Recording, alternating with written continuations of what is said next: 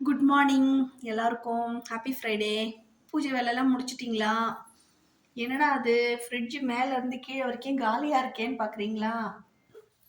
ஒன்றும் இல்லைங்க, ஊருக்கு போயின்னு இருக்கோம். எங்கள் வீட்டில் 2 நாள் நான் ஊருக்கு போகணுன்னாலும் இந்த ஃப்ரிட்ஜ் எல்லாம் உள்ளே இருக்க காய்கறி அப்புறம் வந்து டீஃப்ரோஸ்ட் பண்ணிடணும். இதெல்லாம் டீஃப்ரோஸ்ட் பண்ணிவிட்டு தண்ணியெல்லாம் எடுத்துட்டு க்ளீனாக தொடச்சிடணும். தொடச்சிட்டு இங்கே பாருங்கள், தொடச்சிட்டு இப்படி வச்சுட்டு தான் போகணும். இது வந்து இங்கே வந்து கண்டிஷன். எங்கள் ஹஸ்பண்ட் வந்து அவ்வளோ கண்டிஷன் பண்ணி வச்சுருக்காங்க.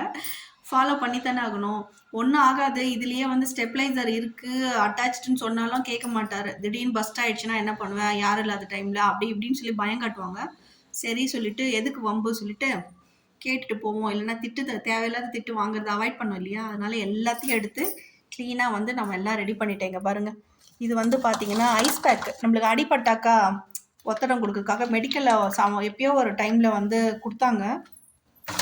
அது கூட எடுத்து என்ன பண்ணேன், ஈர துணியில் ட்ரை துணியில் நல்லா தொடச்சிட்டு வெயிலில் வச்சுட்டு பாருங்கள், கொஞ்சம் கூட ஒரு தண்ணி கூட கிடையாது, அந்த அளவுக்கு நான் ட்ரை பண்ணிட்டேன். இது வந்து குட்டி ஐஸ் கியூப்ஸ், இதுவும் அதே மாதிரி பாருங்கள்.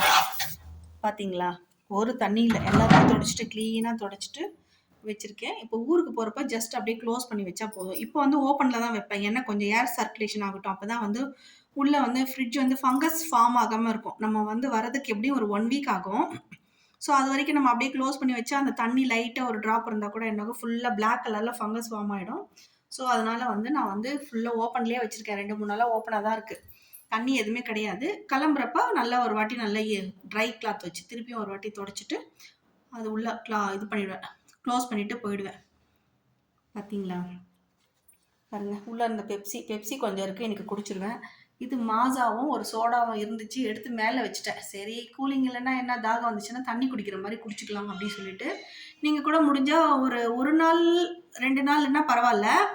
இப்போ கண்டினியூவாக ஒரு வாரம் நீங்கள் இருக்க மாட்டீங்க, 10 நாள் ஊருக்கு போகிறீங்க அப்படின்னு சொன்னாக்கா தயவு செஞ்சு ஃப்ரிட்ஜை வந்து நீங்கள் வந்து ஆஃப் பண்ணிட்டு போகிறதே பெட்டர் என்னை பொறுத்த வரைக்கும்.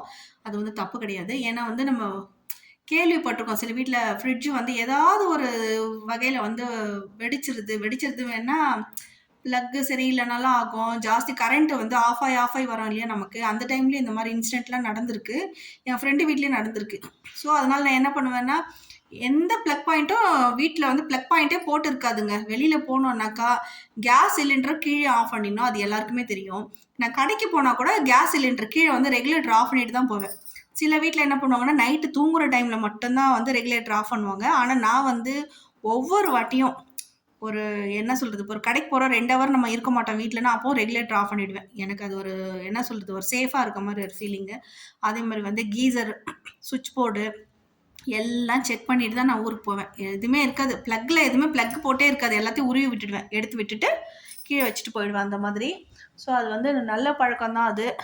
ஸோ அதனால தான் சரி எங்கள் ஹஸ்பண்ட் சொன்னாருன்னு சொல்லி எல்லாத்தையும் க்ளீன் பண்ணி வச்சுருக்கேன். வேலை தான், எவ்வளோ வேலை தெரியுங்களா, ஐஸ் கட்டியாக இருக்கும், அதெல்லாம் டீஃப்ரோஸ் ஆகி அதை எடுத்து போட்டு தொடச்சி அப்பா அந்த மாதிரி இருந்தாலும் நம்ம சேஃபாக பயம் இல்லாமல் நிம்மதியாக இருந்துட்டு வரலாம். எல்லாம் ஆஃப் பண்ணியிருக்கு அப்படின்னு சொல்லிட்டு. ஸோ நீங்களும் இந்த இதை வந்து ஃபாலோ பண்ணுங்கள், ஓகேவா? இவ்வளோதான் வீடியோ, சும்மா இதுக்கு தொடச்சனே இதை டிப்ஸ் மாதிரி சொல்லலாம் உங்களுக்குன்னு சொல்லிட்டு சொன்னேன். ஓகே, பாய்.